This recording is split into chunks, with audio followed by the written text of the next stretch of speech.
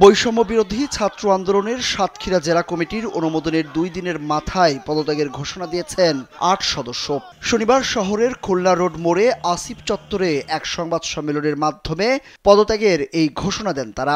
পদত্যাগকারীরা হলেন যুগ্ম আহ্বায়ক মোহাম্মদ ইখতিয়ার উদ্দিন ও সায়েম রহমান সিয়াম, সদস্য AH রিফাত, নাহিদ হোসেন, জালাল, মুশফিকুর রহমান, সাকিব হাসান এবং মেহেদি হাসান।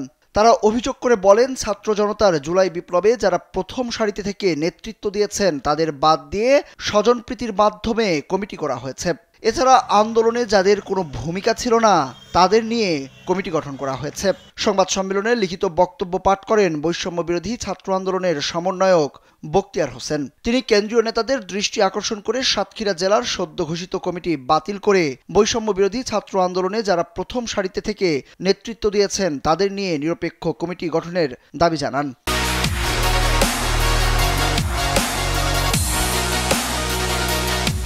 এই কমিটিকে প্রত্যাখ্যান করে বৈষম্য বিরোধী ছাত্র আন্দোলন সাতক্ষীরার প্রধান সমন্বয়ক মোহাম্মদ ইমরান হোসেন বলেন, সাতক্ষীরায় বৈষম্য বিরোধী ছাত্র আন্দোলনের যে কমিটি ঘোষণা করা হয়েছে তাতে যোগ্য ব্যক্তিদের অবমূল্যায়ন করা হয়েছে। নতুন করে সবার সঙ্গে আলোচনা করে সংযোজন বিয়োজন করে কমিটির সংস্কার করার দাবি এবং কেন্দ্রীয় কমিটির দৃষ্টি আকর্ষণ করে তিনি বলেন, আপনারা ঢাকায় বসে কমিটি করেছেন, আপনাদের উচিত সাতক্ষীরায় যারা নেতৃত্ব পর্যায়ে ছিল তারা সহ সবার সঙ্গে সমন্বয় করে একটি বৈষম্যহীন কমিটি করা।